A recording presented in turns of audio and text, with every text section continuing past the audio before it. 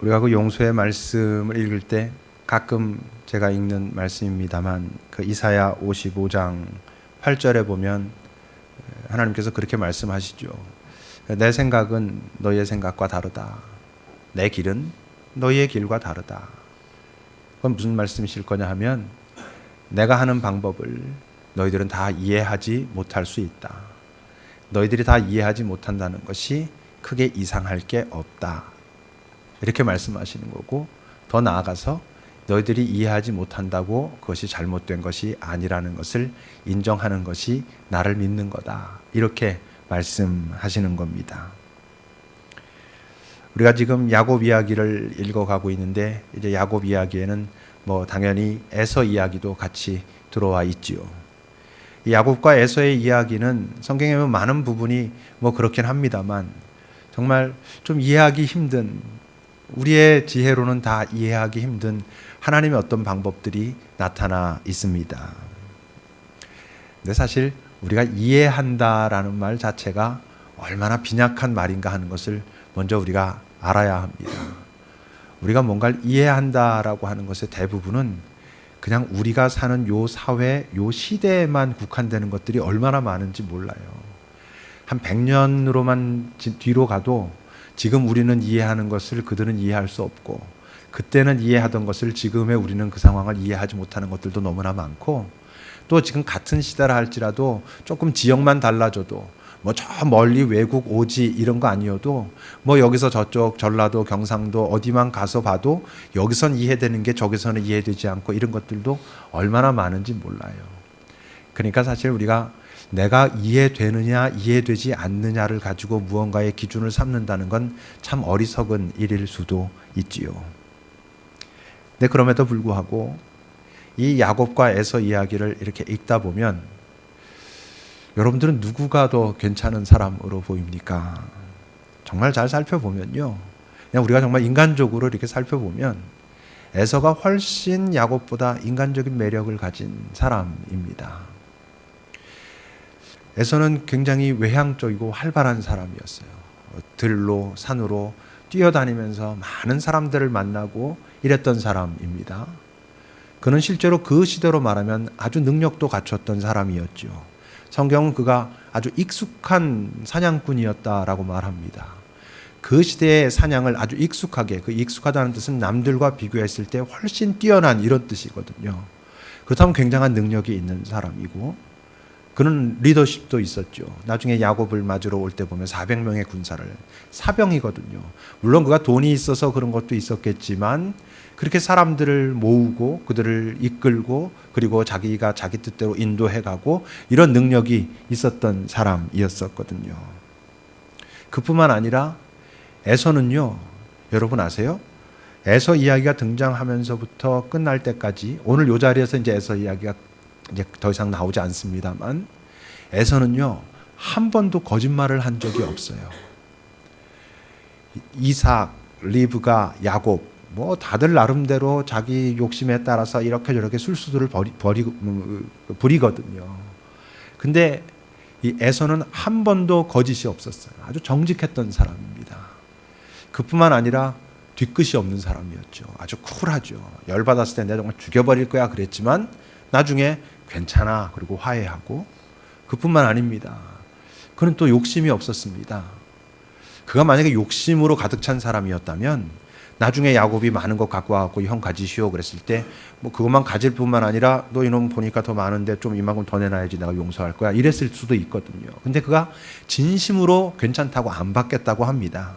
물론 마지막에까지 형님 꼭 받아주시오 그래가지고 할 수 없이 받지만 그게 좋아 이렇다기보단 그래 네가 그렇게 받으라니 내가 받겠다라고 하는 그런 거였었습니다.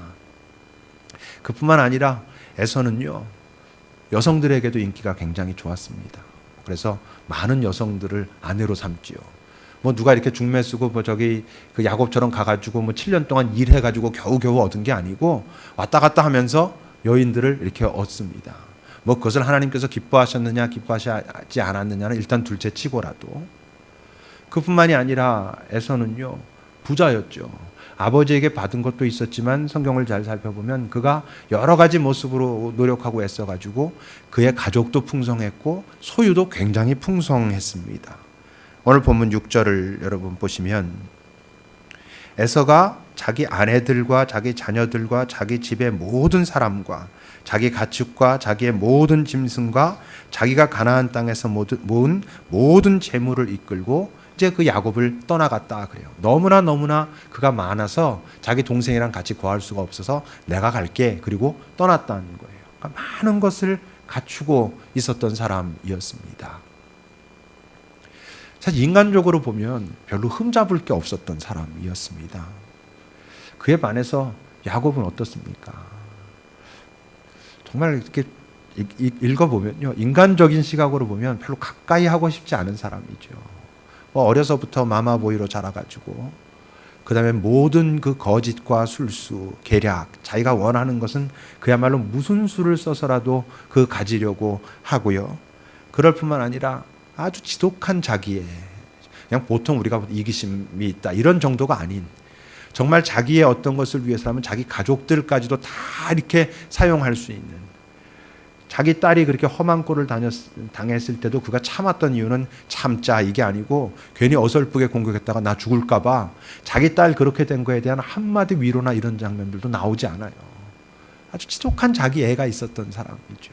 바로 그랬기 때문에 자기 구미에 맞게 편애로 인해 가지고 그 가족들, 자기 자식들 사이에 그렇게 불화가 있음에도 불구하고 여전히 그랬던 사람이고, 무엇보다 그의 삶을 그렇게 원하지 않을 수 있는 아주 중요한 이유는 그의 삶 자체가 정말 파란만장했지 않습니까?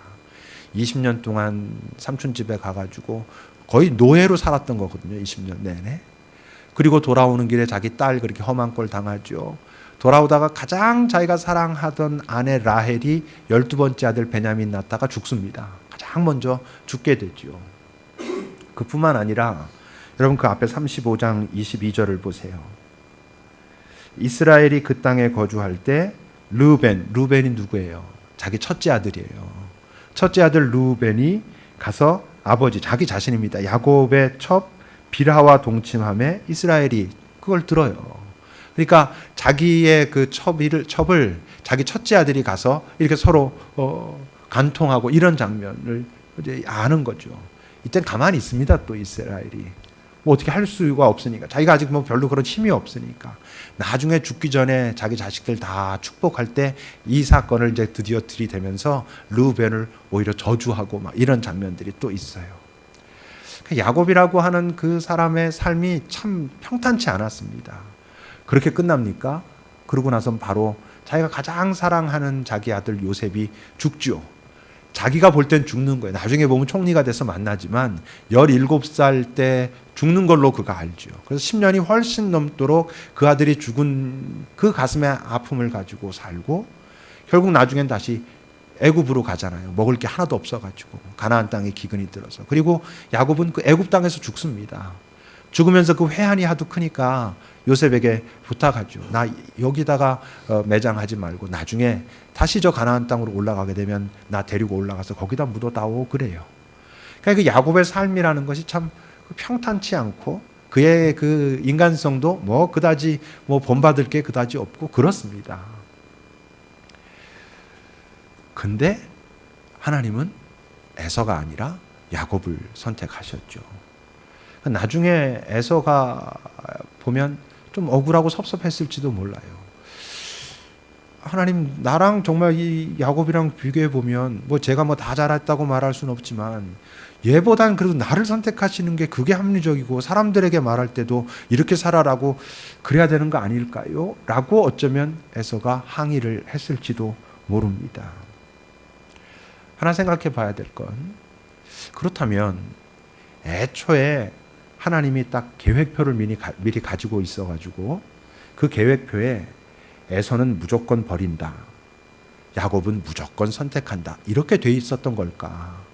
그래서 우리가 그냥 인간적으로 볼 땐 에서가 자기 장자권 팥죽에 팔아 넘기기도 하고 이런 실수들을 범했음에도 불구하고 그래도 이렇게 볼 땐 아무래도 에서가 좀 더 괜찮은 인간 같은데 무조건 하나님은 에서를 버리기로 하고 야곱은 선택하기로 결정되어 있었기 때문에 그런 걸까?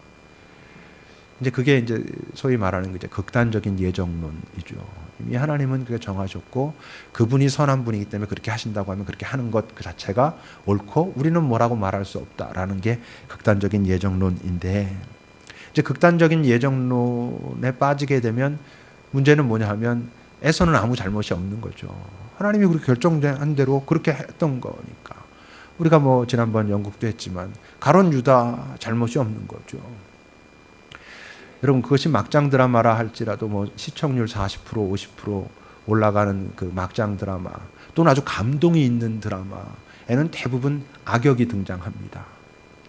근데 그 드라마가 그렇게 시청률이 높거나 아니면 그 드라마가 그렇게 감동이 있었던 이유 중에 아주 중요한 이유는 거기서 악역을 감당한 사람이 아주 그 역할을 잘 감당하기 때문이거든요. 그랬을 때 그 악역을 나중에 무슨 뭐 시상식 같은 데 상을 주기도 합니다. 왜? 그 역할을 잘 감당했으니까. 시나리오에 그런 역할로 나와 있었고 그 역할을 아주 멋지게 감당했기 때문에 그렇죠. 만약 하나님의 계획표에 유다는 그렇게 유다처럼 살게 돼 있고 에서는 에서처럼 그렇게 돼 있어가지고 선택되지 않는 것으로 되어 있는 거라고 한다면 이 땅에서는 어떨지 모르지만 하나님 나라 가서 가면 너 정말 수고했다. 너 때문에 나의 그 상황의 드라마가 멋지게 될 수 있었어. 이래야 되는 것이죠. 근데 그렇지 않다는 거지요.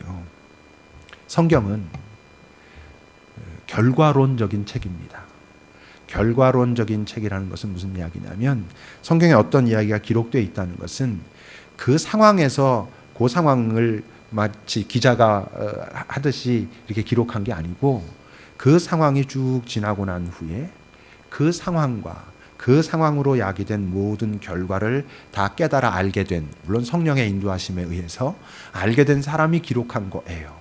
그러니까 그 상황만 기록되어 있는 게 아니고 그 상황이 가지고 있는 의미와 결국 그런 상황 속에서 있었던 선택들이 어떠한 결과가 되었고 하나님과는 어떤 관계를 맺게 되었다라는 것을 알게 된 사람들이 기록한 거예요.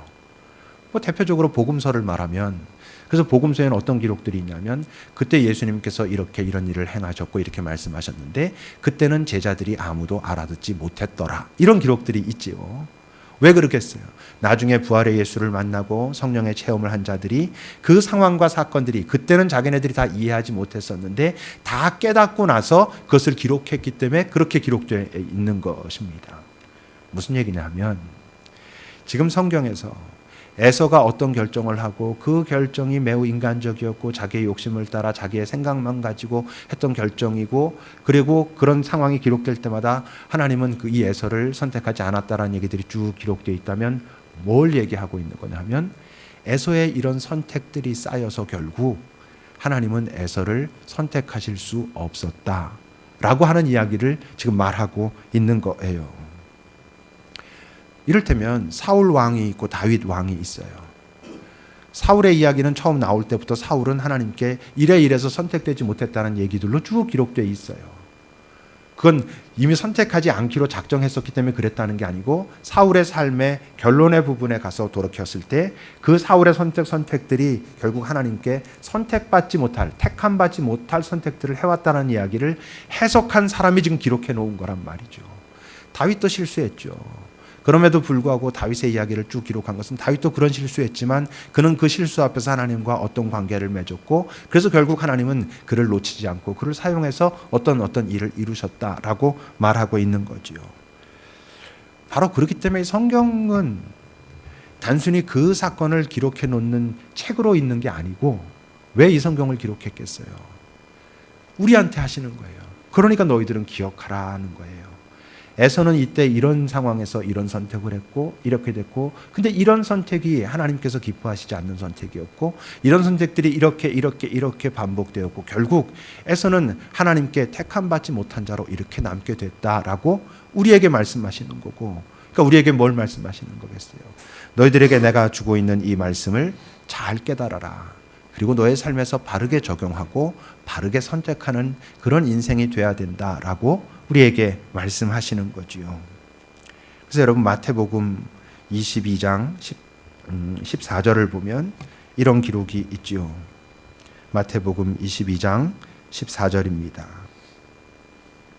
청함을 받은 자는 많되 택함을 입은 자는 적다 그래요. 이게 무슨 이야기냐면 왕이 잔치를 배설하고 사람들을 오라 그러는데 안 오니까 또 가서 그럼 길가에 가서라도 다 데리고 와라. 뭐 이런 장면이에요. 근데 청함을 받은 사람은 많은데 택함을 받은 사람은 적다는 얘기는 뭐겠어요? 그 왕이 택할 사람 안 택할 사람 딱 정해놓고 와도 넌 안 돼, 넌 오케이 이랬다는 것일까요? 아니에요. 왜 청함을 받은 사람은 많은데 택함을 받은 사람은 적을까요? 그 청함에 응한 자가 적다는 거예요. 모두를 청했지만 그들 중에서 그 청함에 응하지 않은 자들이 많았기 때문에 결과적으로 택함 받은 사람은 적다는 것이죠. 물론 에서는 어떨 것 같아요? 나중에 에서에게 물어봤을 때 에서는 어쩌면 나는 하나님의 초청에 응답하지 않은 적, 다시 말해서 제가 하나님의 초청을 거절한 적 없습니다 라고 항변할지도 몰라요. 자기가 동의하지 않을지도 모른다는 것이죠. 우리가 하나님을 떠난다, 하나님을 버린다 라고 할 때 우리가 그저 가지고 있는 생각은 정말 하나님을 이젠 부인하고 하나님이나 하나님의 공동체를 떠나고 이젠 더 이상 하나님의 근거한 삶을 살지 않는 것, 오히려 반하나님적인, 반예수적인 삶을 사는 것이 하나님을 떠난 거라고 말할 수 있지요. 그것은 분명히 하나님을 떠난 거예요. 근데 여러분, 하나님께서 보실 때 너는 나를 인정하지 않아. 어쩌면 너는 나를 버린 거야, 그게. 라고 말씀하시는 건 훨씬 더 아주 세밀한 상황 속에 나타나요. 여러분, 마태복음 6장 24절을 보십시오. 우리가 잘 아는 말씀이죠. 한 사람이 두 주인을 섬길 수 없다. 혹 이를 미워하고 저를 사랑하거나 혹 이를 중히 여기고 저를 경히 여기는 것이다. 너희가 하나님과 재물을 겸하여 섬길 수 없다. 라고 말씀하셔요. 이건 이런 뜻이에요. 어쩌면 그렇게 하고 있는 그 사람은 아니요. 저는 이 재물이 꼭 돈만을 의미하는 건 아니겠죠. 이 세상에 어떤 그 많은 우리를 이렇게 자극하고 그거 있으면 좋아 보이는 어떤 여러 가지들이 있죠. 내가 이것만 섬기고 있지 않습니다. 제가 왜 이것만 섬기겠습니까? 하나님이 중요합니다. 라든지 또는 아예 하나님이 첫째 맞습니다. 하나님이 첫째고 얘는 둘째입니다. 라고 말할지 몰라요. 그렇게 말하고 싶을지 몰라요. 어쩌면 자기 의식 위에서도 그렇게 의식하고 있을지도 몰라요. 근데 그때 하나님이 어떻게 말씀하신다는 거냐면 그때 이렇게 말씀하신다는 거예요. 아니, 너는 나를 섬기지 않아. 네가 지금 이것도 저것도 두 주인을 섬기고 있다면 그거는 나는 네 주인이 아니라는 것을 의미해. 너는 그렇게 생각하고 싶을지 모르지만 너는 나를 인정하고 있지 않아 라고 말씀하신다는 거예요. 이게 참 미치고 팔짝 뛸 노릇이죠. 아닌데 나 하나님 인정하는데 하나님 인정하고 그럼 이거 갖는 게 나쁜 거예요? 나 이것도 그래 인정하는 건데 그래서 오히려 내가 하나님 인정하기 때문에 하나님 이거 좀 할 수 있도록 도와주세요 라고까지 내가 말하는데 왜 자꾸 나보라 두 주인 섬긴다고 그러고 그러니까 나는 네 주인이 아니야. 네가 나를 그렇게 인정하고 있지 않아 라고 말씀하셔요 라고 우린 말하고 싶은 것이죠. 에서가 당연히 하나님을 의식적으로 버린 적 없습니다. 없죠. 오히려 어땠어요? 에서는 그 아버지 이삭이 야곱에게 속아가지고 축복했을 때 막 펄펄 뛰잖아요. 나도 하나님의 복을 받고 싶다고. 하나님의 축복 나 받고 싶으니까 나에게도 빨리 축복해달라고 막 그러거든요. 문제가 뭐였을까요? 에서의 이야기를 쭉 보면요. 사실 에서는 인간적으로 보면 그다지 실수가 없이 모든 상황 속을 선택하고 그가 했던 선택들은 대부분 잘 됐어요. 오히려 불화를 없앴고요. 에서의 선택이. 그 에서의 선택이 그가 풍성하게 됐고 그랬어요. 여인들을 만났고 자식들을 많이 낳았고 또 그 소유의 문제도 아주 풍성하고 대부분 다 그랬어요. 그래서 성경을 읽어보면요. 아까 말한 것처럼 그 자기 동생의 아버지의 축복을 가로채 가지고 받을 때 그때 딱 한 번 하나님이 등장하고 에서의 이야기 속에서 그 외에 어떤 곳에도 에서의 이야기가 진행될 때는 하나님이라고 하는 이름이 등장하지 않아요. 젊었을 때이긴 하지만 팥죽 사건 때도 그 동생이 너의 장자권과 요 팥죽 바꾸자라고 했을 때 물론 뭐 그런 정도의 내공이 당연히 없었겠지만 이 장자권이라고 하는 것이 갖는 의미가 무엇인지에 대한 고민도 없고요. 그것을 하나님께 뭐 물었다는 이야기도 당연히 없어요. 그 당시에 결혼이 결코 작은 사건이 아님에도 불구하고 그 결혼과 관련해 가지고 그가 어떻게 하나님과 묻거나 또는 자기 부모들이랑도 상의했다는 얘기조차 없어요. 그래서 그 에서가 가서 자기 마음대로 자기 보기에 좋은 대로 그렇게 했기 때문에 부모들이 근심했다라고 하는 이야기가 있죠.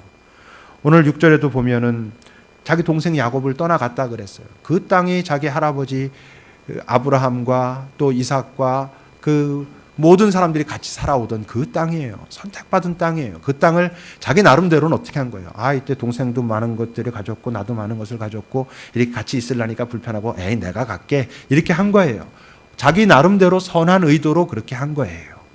근데 그것을 하나님께서 어떻게 생각하시는가? 이 사람이 하나님을 아는 사람임에도 불구하고 거기에 대한 관심이 별로 없어요. 하고픈 대로 했다는 거죠. 나중에 이제 에서가 더 억울할 게 있어요. 그건 뭐냐 하면 근데 그렇게 해가지고 그가 많은 것들을 가졌잖아요. 많은 것들을 가졌는데 그게 마치 풀과 꽃처럼 없어질 것들이었어요. 영원할 수가 없었어요. 이제 우리가 보게 되겠지만 하나님이 그건 아니야 라고 말씀하셔요. 그러니까 이게 참 에서의 딜레마고 우리 인간들이 갖게 되는 딜레마예요. 지금 이것을 갖게 되면 좋을 것 같은데 분명히 성경은 네가 그렇게 갖는 것은 풀과 꽃 같은 것일 수 있어라고 우리에게 경고하거든요. 우리가 오늘 36장 1절에서 8절까지만 읽었지만 36장 전체가 에서에 관한 이야기예요. 에서의 후손들이 어떻게 됐다, 어떤 왕들이 어떻게 됐고 막 굉장히 풍성한 이야기가 36장 전체를 차지하고 있어요. 맨 마지막 36장 마지막에 갔을 때 이것이 에돔 족속의 모든 족보인데 이 에돔 족속의 조상은 에서였다라고 기록해요. 에서가 이렇게 풍성했던 것으로 기록해요. 그런데 여러분, 이 구약 성경의 맨 마지막 책이 말라기예요. 아시죠? 그리고 예수님께서 이 땅에 오실 때까지 약 400년 동안 하나님의 음성이 더 이상 이 땅에 들려지지 않아요. 그러니까 말라기가 예수님 오기 전에 하나님께서 하셨던 마지막 이 땅을 향한 당신의 말씀이에요. 근데 그 말라기가 시작되는 말라기 1장을 한번 보세요. 말라기 1장 1절에서 5절까지 여러분 한번 내용들을 쭉 보십시오. 여호와께서 말라기를 통하여, 다시 말하면 당신의 아들 예수가 이 땅에 오기 전에 마지막으로 당신께서 당신의 백성들에게 하신 경고라라고 말해요. 여호와께서 이르시되 내가 너희를 사랑하였노라 하나 너희는 이르기를 주께서 어떻게 우리를 사랑하셨나이까 하는도다. 나 여호와가 말하노라. 에서는 야곱의 형이 아니냐? 그러나 내가 야곱을 사랑하였고 에서는 미워하였다.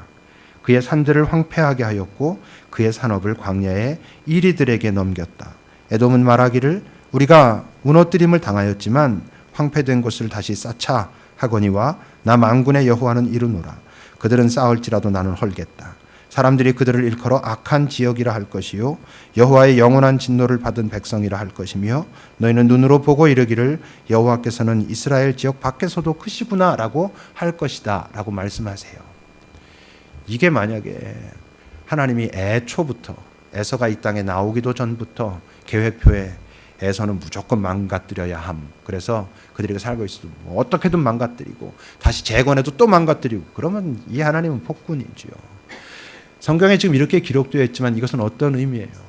이들의 선택들이 악했고 그들이 많은 것을 가질수록 주변은 더 힘들었고 아팠고 이들의 모든 이 선택은 하나님의 기쁨이 아니었고 하나님의 기쁨이 아니라면 참 인간다운 인간들에게는 아픔과 슬픔을 주는 그런 선택들을 내리는 삶이었다라고 말하고 있는 거예요. 그래서 결국 하나님께서 이들을 기뻐하지 않으셨고 이들을 멸망시키셨다라고 누구에게 경고하시는 거예요. 이스라엘 백성들에게, 하나님을 아는 백성들에게 경고하고 계셔요. 이런 하나님이 싫을 수 있어요. 이런 하나님 너무 힘들어. 너무 지쳐. 이 하나님을 계속 따라야 하는지. 이것도 선택이에요. 이 하나님이 싫어서 싫은 대로 싫어하고 그래서 떠나가고 나 없이 사는 게 더 나을 것 같아. 한번 살아보지 뭐. 오케이. 어떻게 하겠어요 그것을. 또 이런 하나님의 이런 말씀이 도대체 무엇을 의미할지 더 깊이 들여보고 내 안에 정말 에서 같은 에돔 같은 모습이 있는가 없는가 살펴보고 그런 것도 본인의 선택이에요. 어떻게 하겠어요? 지난주에 그 두 번째 중요한 것에 대한 이야기를 했죠. 내가 정말로 첫째로 중요한 것이 무엇인지를 잘 확인해 보려면 그래서 내가 두 번째로 중요한 게 뭐지를 확인해 봐야 된다고. 아무리 우리의 입술로 첫 번째 중요한 것이 하나님 맞습니다라고 말할지라도 그 다음에 내가 두 번째로 중요하게 여기고 있는 것이 나 자신을 향한 것이라면, 그저 내가 보기에만 좋은 것이라면, 그냥 나와 관계된 것이라고 한다면 첫 번째 중요한 것이 하나님 아니에요. 그렇게 생각하고 있는 두 번째 그것이 사실은 첫 번째로 중요해요. 왜냐하면 거기에 합당하지 않을 때 자기가 첫 번째라고 생각하고 있던 그 하나님을 언제든지 버릴 수 있기 때문에 그래요. 만약에 두 번째 중요한 것이 나와 관계된 것, 나에게만 좋은 것 또는 내가 보기에 좋은 것이란 그 사람이 이 다음에 하나님, 나는 하나님을 버린 적이 없는데 하나님은 나를 소홀히 대하셨습니다. 하나님은 나를 돕지 않으셨습니다 라고 한다면 어쩌면 하나님은 우리에게, 그 사람에게 네가 지금 하는 항의는 마치 에서가 전에 내게 했던 항의와 같구나 라고 말씀하실 거예요. 너는 내가 첫째 주인이고 네가 말했던 그 다른 어떤 것들은, 너와 관계된 것들은 이게 첫째는 아니었고 두 번째였습니다라고 말할지 모르지만 아니, 그게 첫째였고 그리고 나는 너의 주인이 아니었어. 너는 나를 너의 주인으로 생각하지 않고 나를 너의 도구라고 생각했고 너의 도구인 내가 네 마음에 들지 않았고 그래서 너는 나를 함부로 대했잖아 라고 말씀하실 수 있어요. 우리는 잘 생각해야 돼요. 스스로도 속습니다. 내 주변에 있는 모든 사람들과 상황이 나를 확인하고 내가 인정받고 내가 나를 기뻐하기 위한 도구일 수 있어요. 그런 의식을 갖고 사는 사람은 거의 없어요. 그럼에도 불구하고 잘 보면 정말 그래요. 그래서 그들이 내가 그들로 인하여 높아지기를 우리는 얼마나 바라고 있는지 몰라요. 그건 도구인 것이죠. 내 주변에 있는 사람과 상황이 자기가 의식하든 의식하지 않든 자기의 깊은 무의식에서 나타나는 것이든 사람과 상황이 도구가 되어 있는 사람들은 뭐라고 자신들이 말하든 하나님도 자기를 위한 도구가 돼 있어요. 근데 도구의 특징이 뭡니까?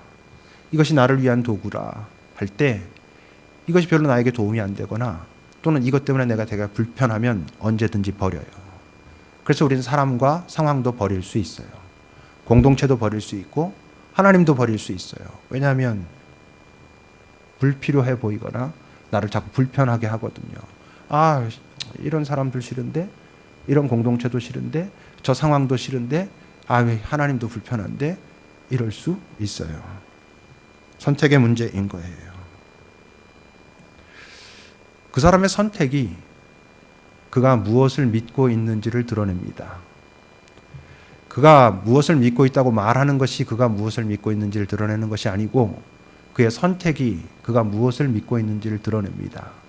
근데 믿음이라는 게 뭔지 아십니까? 우리는 하나님을 믿으면 이젠 하나님이 나를 섬겨야 한다는 착각 속에 빠져요. 내가 하나님을 믿는다는 건 내가 하나님을 섬긴다는 것을 의미해요. 그런데 우리는 내가 하나님을 믿기 때문에 이젠 하나님이 나를 도와주고 하나님이 나를 섬겨줘야 한다는 착각 속에 있어요. 그 착각은 자기가 그렇게 인정하진 않겠지만 하나님이 이제 나를 위한 도구가 됐다는 것을 의미해요. 근데 그렇지 않아요, 여러분. 정말로 내가 멋진 인생이 되고 싶다면 그럼 하나님을 인정하고 하나님을 의지해야 돼요. 그분을 따라가야 돼요. 그분의 방법을 따라가야 잘 살 수 있어요. 여러분 시편 37편 보세요. 시편 37편 4절입니다. 또 여호와를 기뻐하라. 그가 네 마음의 소원을 네게 이루어 주시리로다. 네 길을 여호와께 맡기라. 그를 의지하면 그가 이루실 것이다. 네 의를 빛같이 나타내시며 네 공의를 정오의 빛같이 하시리로다. 그래요. 이걸 들었는데도 그 다음에 왜 이것을 지키지 못하는 줄 알아요? 그 다음 7절을 보면 근데 그러려면 여호와 앞에 잠잠하고 참고 기다려라. 특히 자기 길이 형통하며 악한 꾀를 이루는 자들 때문에 불평하지 말라라고 말씀하셔요. 이 세상에 여러 방법들이 있어요. 이렇게 해서 제가 잘 나가요. 좋은 것 같아요. 그래서 나 저렇게 하고 싶어요. 저렇게 하고 싶은데 하나님이 나를 막는 것 같아서 그가 불편하면 그를 떠나기도 해요. 아니면 하나님이 도와주면 될 것 같은데 도와주지 않는 것 같아서 그분이 싫어지기도 해요. 근데 하나님은 그것 때문에 불평하지 말고 참고 기다리라는 거예요. 나를 신뢰하고 나를 의지하고 나를 따라오라는 거예요. 그리고 그 방법이 아니라 내 방법으로 될 때 어떻게 되는지 한번 참고 기다리며 보라는 거예요. 이게 믿는 것이고 그를 섬기는 것이에요. 오늘 나눈 말씀도 불편할 수 있어요, 여러분들이. 아무 문제 없어요, 불편한 건. 문제는 무엇이 나를 이렇게 불편하게 하지를 생각해 보지 않는 거예요. 불편한 것을 불편해하면 우린 망가지게 돼 있어요. 불편한 것을 따져봐야 돼요. 왜 이게 불편할까? 라고 생각해 봐야 돼요. 이건 불편하지 않아요. 이런 강도로 여기를 이렇게 치는데 뭐가 불편하겠어요. 근데 여기에 쭉 칼로 상처가 났어요. 그럼 똑같은 강도로 쳐도 이건 불편해요. 그래서 살펴봐야 돼요. 아, 이게 불편하지 않을 건데 왜 불편하지? 아, 상처가 났구나. 그럼 여기를 치유해야 돼요. 우린 불편하다는 것을 너무 신뢰하면 안 돼요. 그러니까 불편하다는 것이니까 이건 불편한 게 맞아 그러면 안 돼요. 불편한 이유가 뭐지? 라고 살펴봐야 돼요. 여러분 아시죠? 예수님께서 공생애를 사시는 동안 모든 인간은 예수를 불편해했어요. 그리고 그들의 대부분은 자신들이 불편하다는 사실을 신뢰했어요. 불편한 것이 정당하다고 생각했죠. 그리고 그것에 따라서 행동했고 그들 중에 아무도 예수가 하나님의 아들인 것을 알아보지 못했어요. 예수님이 말씀하셨던 건 뭐였어요? 너희들이 지금 불편한 그 불편함을 잘 생각해 봐라. 너희들 안이 얼마나 훼손되어 있는지, 얼마나 악한지, 너희들의 선택과 너희들의 습관과 너희들의 경험이 얼마나 많이 망가져 있는지 보라고 말씀하셨지만 사람들은 그러지 않았어요. 내가 그동안 얼마나 많이 사람들을 가르쳤고 어떻게 살아왔고 어땠는데 네가 지금 와서 그러느냐 그랬어요. 에서가 나름대로 잘 살았어요. 사람들이 볼 땐 인기 있는 사람이었어요. 우리가 볼 때 지금 에서가 별것 아닌 것 같지? 이 당시로 여러분 돌아가서 한번 가만히 생각해 보세요. 야곱이 멋져 보였을까? 에서가 멋져 보였을까? 에서가 훨씬 멋져 보였어요. 근데 성경은 말해요. 하나님이 에서는 미워하였다. 야곱을 사랑했다. 그 하나님이 싫고 좋군 또 따져봐요. 왜 나는 이런 하나님은 싫지? 그럴 수 있지요. 그걸 따져보세요. 여러분 그래야 잘 살 수 있어요. 하나님이 차라리 살아계시지 않다면 더 편할 수 있어요. 이게 사람의 삶이라는 게. 근데 살아계시다면 그렇다면 우리가 어떻게 해야 되는지 또 하나님 우리에게 지금 도전하고 계시는 거죠. 기도합시다.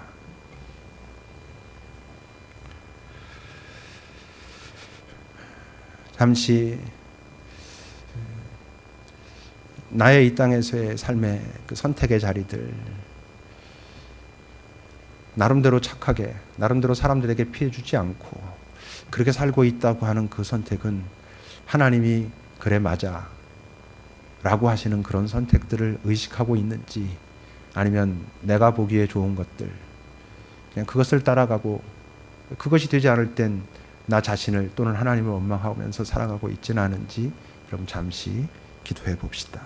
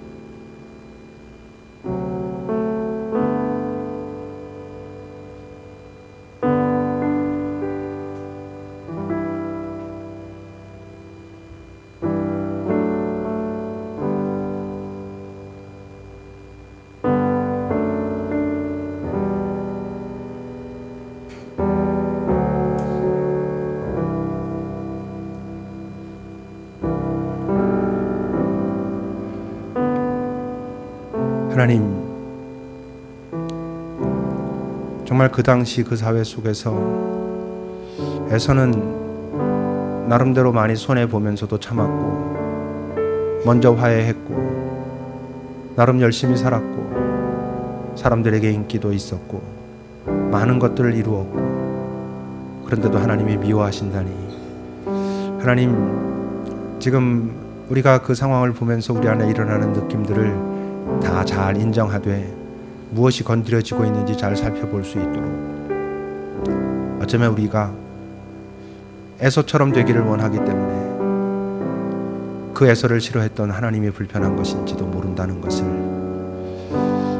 야곱이 참 불편한데 그 야곱이 했던 어떤 순간순간의 선택의 자리를 우리는 어쩌면 원하지 않고 있는지도 모른다는 것을 잘 살펴볼 수 있도록, 하나님이 이 세상에서 이루어지는 그 많은 것들을 우리는 불평하면서 하나님 나도 이렇게 하게 해달라고 그렇게 말하기 때문에 하나님이 정말 내게 무엇을 말씀하고 계신지는 듣지 못하고 있을 수도 있다는 것을 항상 기억하도록, 우리가 우리 자신을 절대적으로 신뢰하는 것처럼 절대적으로 어리석은 것은 없다는 것을 우리가 잘 기억하도록 주님 우리에게 당신의 긍휼과 자비를 베풀어 주소서.